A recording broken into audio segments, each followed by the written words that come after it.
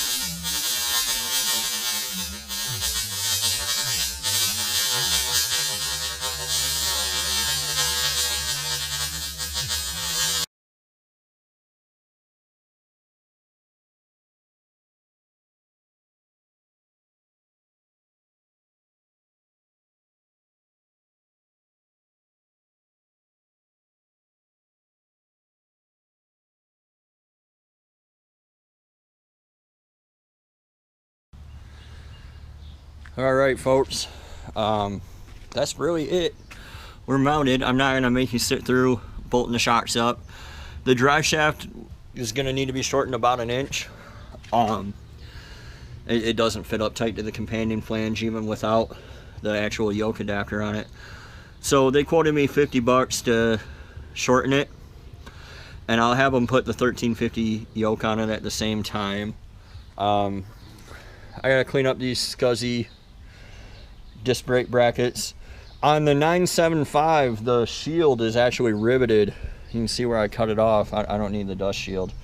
I'm gonna degrease these, clean them up. These calipers are like $60 a piece, so that's kind of a bummer.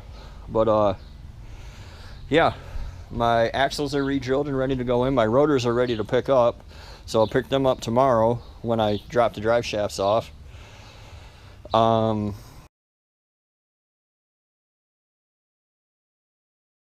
Somebody is coming. I know I said I was going to try to get the C-clips out, but somebody's coming to pick this thing up for $600, so they can have it. So really all I have to do is gather up the stuff and find the one missing stud and take the calipers off here, the Chevy calipers, and throw them on here so this guy can come pick this thing up and get it out of my sight. So So that worked out well enough. I'm able to recoup $600 is what I put into the differential. So he's getting free disc brake brackets. And I told him they're set up poorly. They're howling. You know, some people told me I could buff it out and it'd be fine. Some people told me they'd never be quiet. But anyway, that's probably gonna wrap it up. The next time you see this thing, it'll be doing a burnout.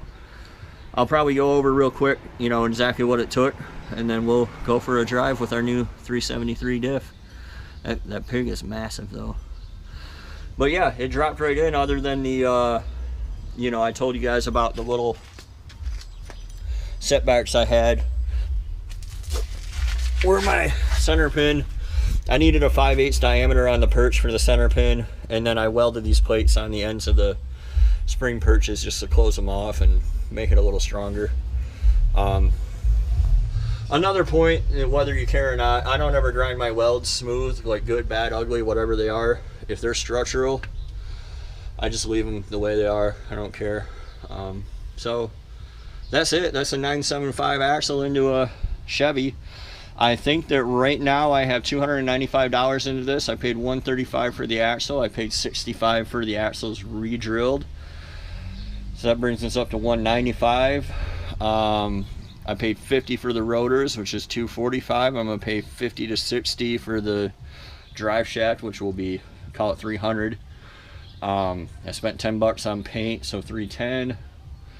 And I got to get a diff cover still, and new brake pads. So all in all, I'm gonna have this beefcake axle for, I mean, well under $400, no matter how you look at it. Oh, I bought the spring perch, these plates, I bought these for $30. Well under $400 though, stronger than a 9-inch, equal to a Dana 60. I don't know why more people aren't using these. For me, like, some cutting and welding obviously is easier than setting up gears for me. So, but look at that little baby pig compared to that big old hog's head. Shoot, son. Shoot, you be spinning both tires.